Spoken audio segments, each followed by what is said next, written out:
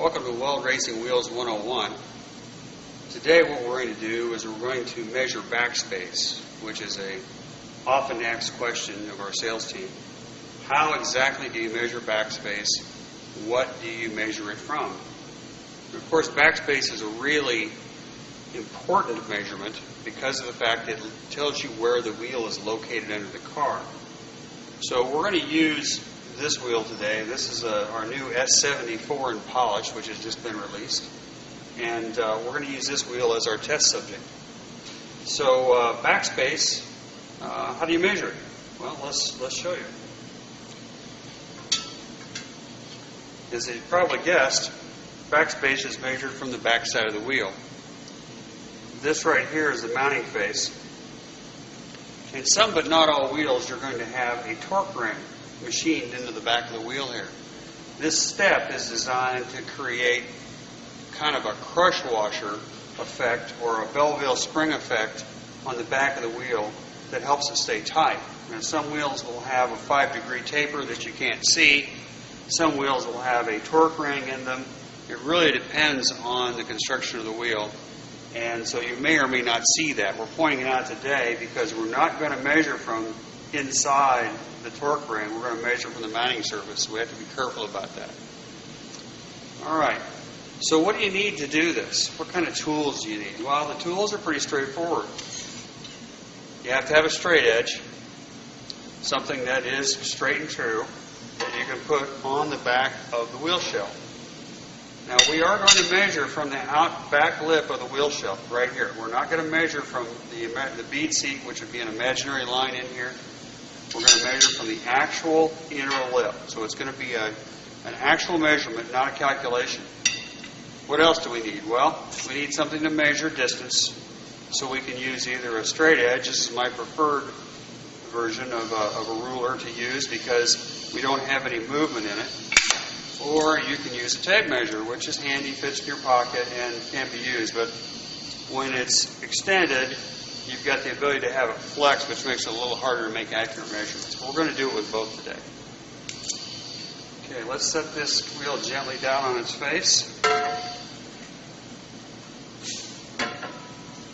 Okay, so we have the wheel oriented. Now we're going to measure face down, and we're going to take our straight edge, and we're going to put straight edge across the lip. Now the lip is where we're going to measure from. We're not going to measure from the back side of the bead seat here.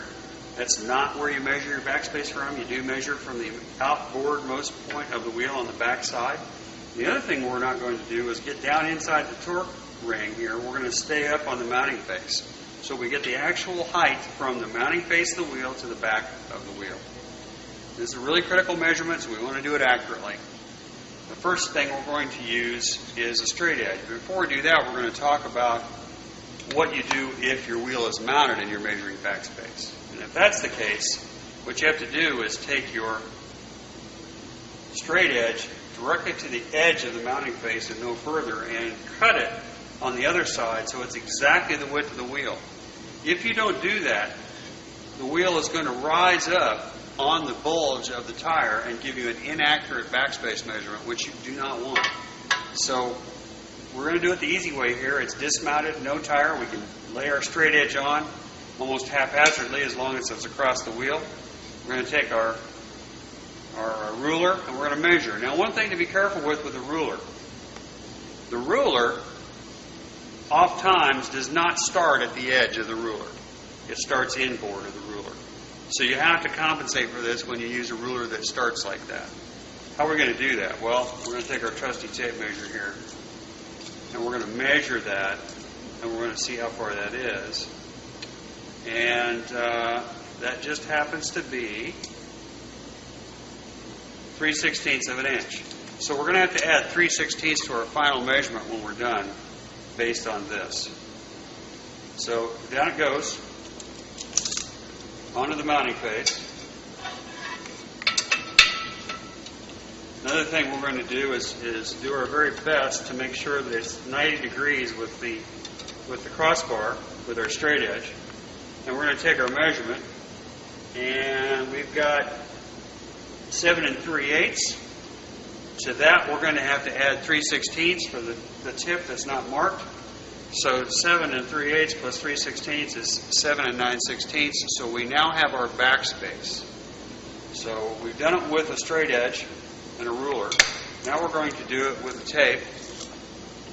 Now, the nice thing about a tape measure is tapes are designed to measure from the inner part of this tongue. And so all that you're off is this little bit of thickness here, which is probably not critical. So we're going to just push it down on the end of that. One of the problems with tapes is trying to make sure that it's vertical. And so having it 90 degrees is kind of tough sometimes. We're going to get as close as we can here to 90 degrees, and we're going to measure. And yeah, we're 7 9/16, so pretty good. So tape measure, ruler, straight edge, and a wheel, and you've got everything you need to measure the backspace of a wheel. If you have any further questions, take a look at our tech section in our website at www.weldracing.com.